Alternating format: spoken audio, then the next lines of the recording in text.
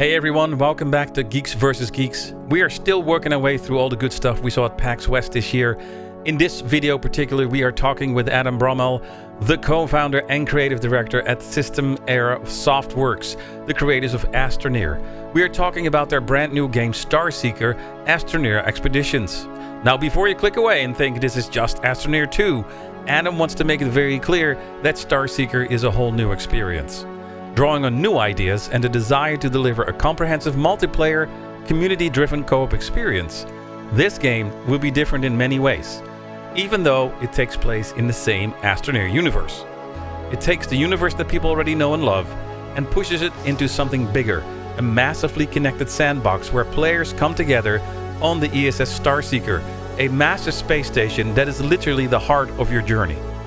Whether you're playing solo or with a squad, every mission, every tool, and every choice will contribute to the greatest story of the Frontier Force. In our talk, we cover everything from how the game balances solo play versus squads, the progression system, how community will work, and how players connect together. If you ever wanted to explore the stars with friends, or see how the studio plans to grow their franchise into something new without leaving fans behind, this is one that you want to stick around for. So grab your seat on the Starseeker, hit that like button, and let's jump into the interview.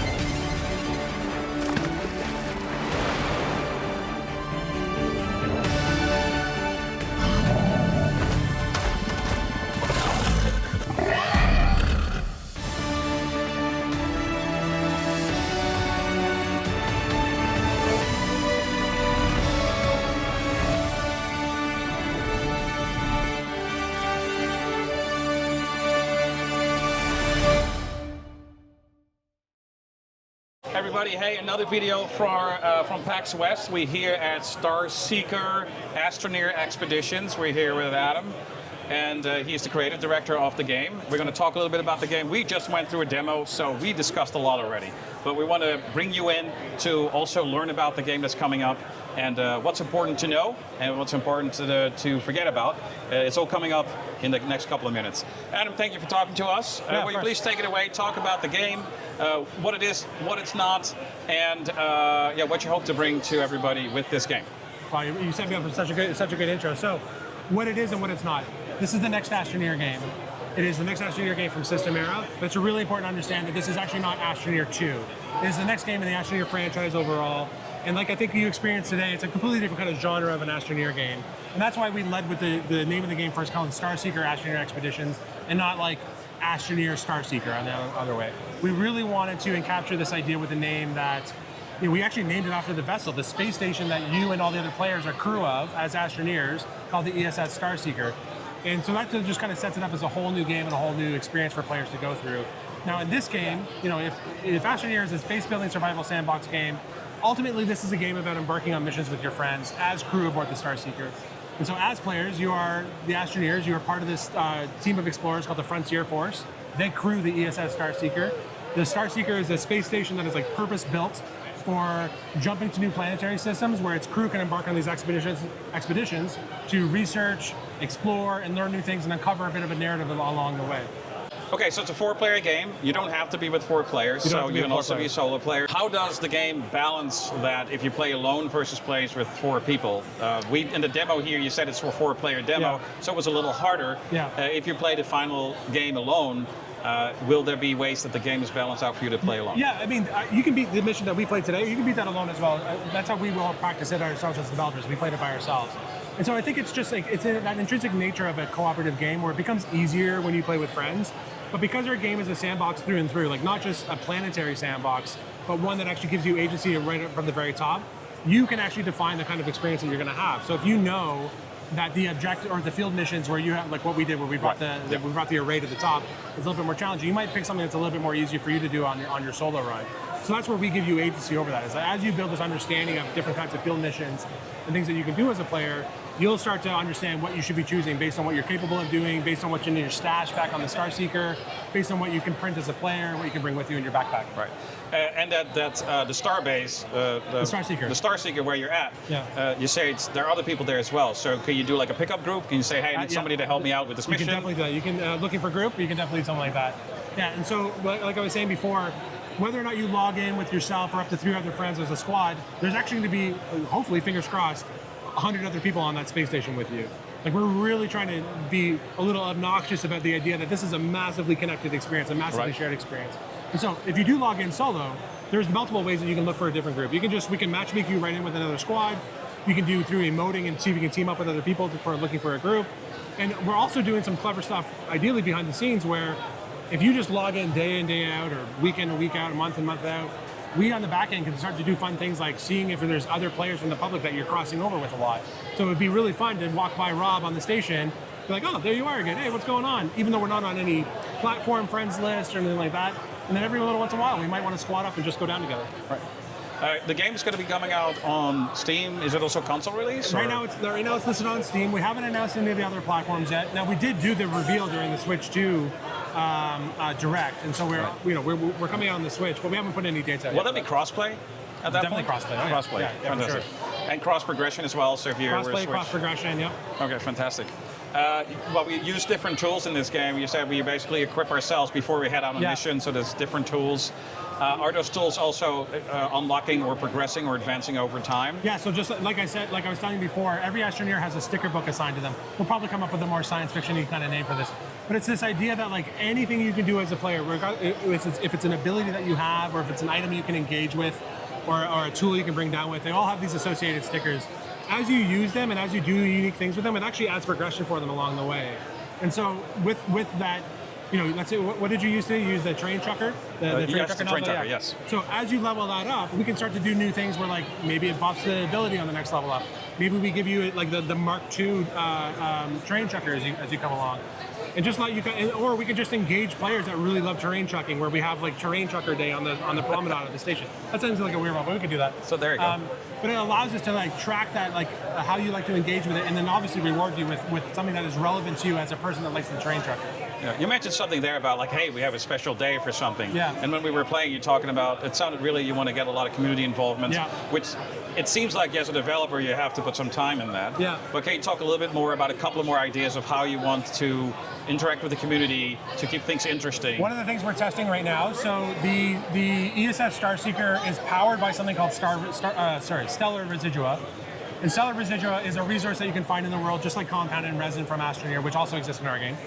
And Stellar Residual is a community event. It's this idea that when we go out and we do our expeditions, if you come across Stellar Residual, Rob, you might be like, hang on a second, I'm going to go collect some really quickly, and you can put it all in your backpack. When we then... And this is the point where, unfortunately, we lost our main camera and audio. We were not aware of this, and luckily for us, we had a backup camera going.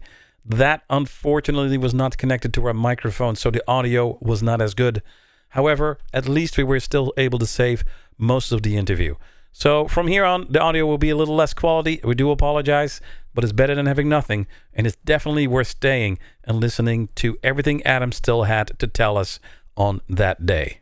Since this is a game in the Astroneer universe, are there any sort of war connections or other things that people that might have played Astroneer go, hey, this looks familiar, or this is a cool little thing that I'm aware of? No, so besides the suits, which are pretty familiar between the two, we will be, I would say yes, there is. I can't talk about that just yet. There's stuff coming to both our game and Starseeker that will help bridge that. Here's the other thing, too. You have both games still, and you're still supporting both games. Oh, yeah. We have just announced DLC Megatech for Astroneer. I mean, how challenging is that for you? Have you grown the team, or are you just extra working extra hard now? Oh, we have definitely grown the team. So Astroneer launched in 2016 with 6 people. Today, we're 65 people. We've grown quite a bit. And the team that supports Astroneer now is as large as it's ever been. It's about 15 people total, plus some third-party folks that help us out. And then everybody else in the company is working on Starseeker. So we support both of them. Oh, that's really amazing. I want to go back a moment before we had some technical issues and talk about the community events. Yeah. That's something that's death-driven. But yeah. that's the way you talk. I think also will be community driven. Can the community maybe come up with events or maybe organically have ways to start something like that? I mean, I'll admit, say I love that idea. And to me, the reason why I like that is if we are building the actual promenade of the ESS Starseeker to be a way for us to engage players, and we want to have that open dialogue with you as players, that's the thing that we can learn to do together over time. It's like the community is telling us they want to do, like I said before, like a Armor Appreciation Day or something like that. Right, yeah. That would be a way for us, like through feedback, through some drive on our community, through Discord or on our socials. If they're telling us that's what they want to play, then if that's what they want to have a moment for, we should be able to acknowledge that. It's just going to take that time where, like, if a Starseeker comes out, we're not going to have all that figured out. We're literally building it as a figurative and literal, just literally twice. We are building it as a figurative and literal vessel to engage our players. There's literally a ship, but it's also this platform where we can have that dialogue with our players. Okay. And the way we've been talking, we really talked about the drive to work in cooperation, and, not so much competitive. Yeah. And of course, you have all these events that are going on. A lot of live services there, as we talked about this, the people have FOMO. You have to log in every day in order to not miss anything, because if you miss something, then, maybe it's not so fun to play. Yeah. And so how do you think about combating that? Well, people can not worry about it, and they come in later maybe to play. It's still be okay. Yeah. So to me, I think about progression in our game is on a spectrum, and on one end of the spectrum is your progression as a player. How often you log in, the things you focus on, the things that you want to do as a player. That's for you to figure out and to contribute to. But on that spectrum and how you interact with those things is actually pushing the other end, which is the narrative progression, the story of the Starseeker, the story of the Frontier Force, and how you contribute individually to that bigger story. So regardless if you give us 2 hours a month, 2 hours a week, 2 hours a day, whatever that time is, that your commitment to it is contributing to that one way or the other. And so it's just about really reinforcing that idea that, like, as an Astroneer, regardless of how often you go, you are still contributing to this thing. And so that's where it comes down to, like I was telling you before, that we really think about our UX, our user experience, as a sandbox from the top down. We want to give you agency without pressuring you. Like, you have to log in every day. You have to, like, make those numbers get bigger all the time, or you're going to miss out. It's not really about that. It's about just figuring out how you want to contribute to it. All right, fantastic. So we have to finish up here because we're running out of time, but I appreciate all the information you have given us. Where can people find more information? When can they go look for opportunity to play the game, other than PAX? What happens to those people that cannot be just here in time. right now and want to know more about the game? Can you tell them? You can go to starseekergame.com. Obviously, you can search on Google and do all your searches there for Starseeker. We also have a Discord for System Era, and on there you can get Astroneer news, you can get Starseeker news. We have like almost 100,000 members on there right now. That's our biggest way. I log in there every day to, like, chat with people, and so that's one of our most fun ways to do that. And we also have I almost wrapped up there. We also have a YouTube channel, and for us, we do a lot of vlogging and exposing. Like, we try to run a transparent company internally, and we try to pay that forward to our community as well, where we don't mind showing behind the scenes when things are getting buggy and why we're fixing them, and then what it takes to animate a thing or make a decision as a company. We vlog as much as we can. All right. Thank you. Well, I appreciate your time. Thank you so much. Great PAX, and we're looking forward to seeing more Astroneer. I can't wait. Starseeker. Thank you. Guys, that was it. Hopefully you appreciate the interview. Check out the website, and keep, of course, always to this channel for more dev interviews. Have a great day. Stay geeky, and see you guys next time.